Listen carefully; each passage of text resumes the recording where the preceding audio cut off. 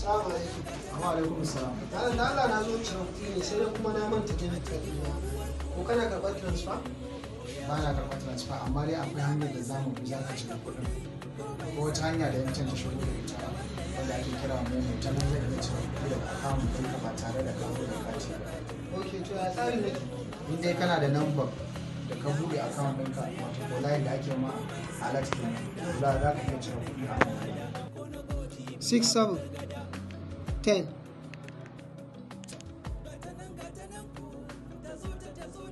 Wane banki ne? Access Bank.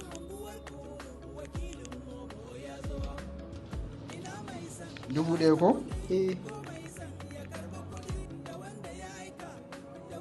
Me ya number wayanka? 081 03 09 28 58.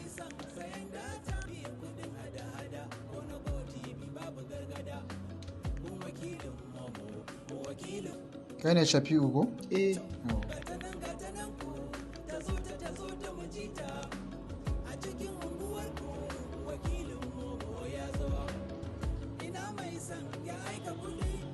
Yawwa, kana ji na?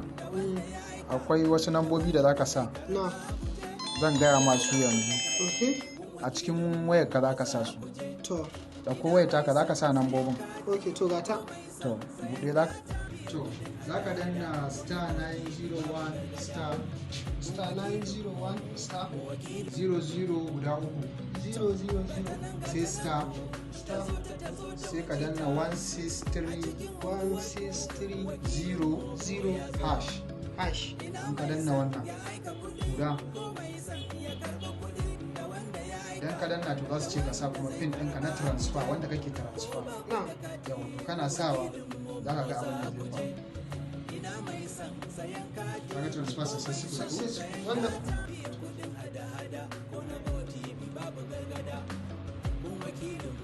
Ka gani sun shigo gashi nan an ɗauki naira 1000 daga cikin account ɗinka an samu a cikin momo ɗina. Ka gani na cire 1000 daga account ɗinka. Ok, wonderful. Kaga kwa, exactly. To kaga wannan tsari ne wanda MTN ta shigo da shi wasu ma duk ba su sani ba, za a iya cire kuɗi ta account ɗin mutum ba tare da ya zo da ATM kuma ba wani wahala. Ok. In dai yana da number